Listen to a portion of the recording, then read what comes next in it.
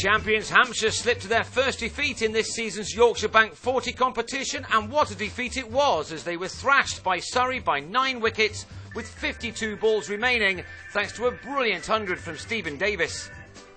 Jimmy Adams won the toss for the third match in a row, but this time decided to bat first rather than chase. Michael Carberry scored a couple of boundaries in the opening over, but he fell at the start of the third, edging Jade Dernbach behind for a rapid 15.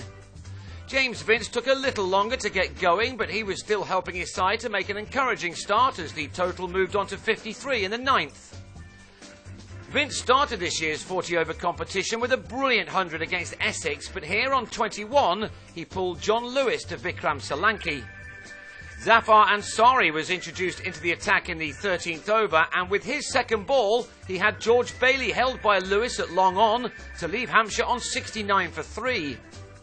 That became 89 for 4 in the 18th when Gareth Batty persuaded Adams to drive him over the top, but not over the top of Graham Smith. Batty seemed pleased with that. So now Hampshire had to rebuild with 2 new-ish batsmen at the crease.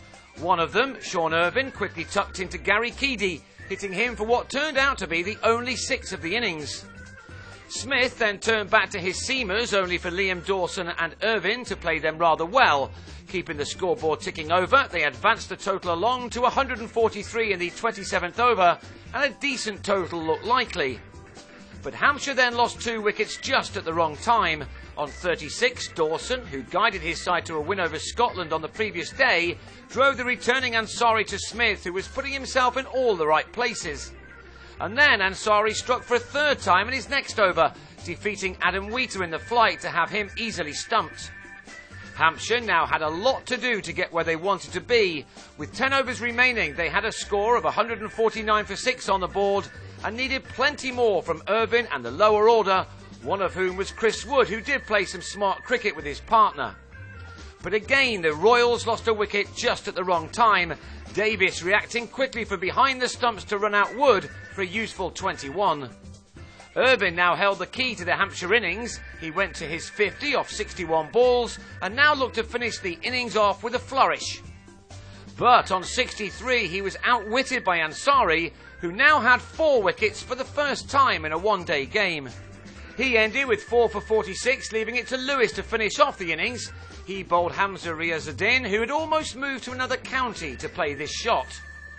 And then Ansari completed his excellent display in the field by quickly returning the ball to Davis, who did really well to hit the stumps with his underarm throw to leave Surrey needing 229 to win.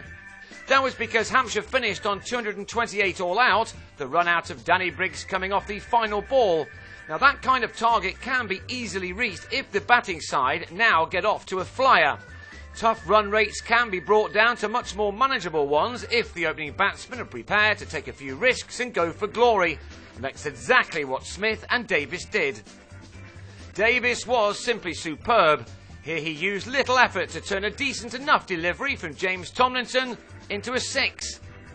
Davis was soon hitting boundaries for fun as none of the Hampshire attack knew where to bowl at him.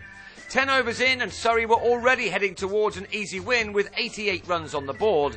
They now had 30 more overs to get 141 with all of their wickets still intact.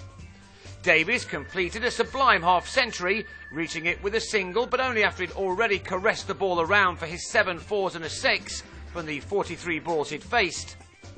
Smith was even quicker to his 50 in terms of balls faced.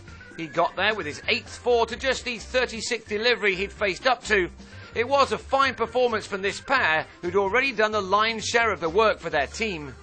But they hadn't finished yet. Hampshire's total was soon beginning to look like an insignificant one as Smith struck Riazuddin for his first maximum, while Davis struck his second a couple of overs later after Adams had put his trust in Carberry on a pitch which had been kind to the slow bowler.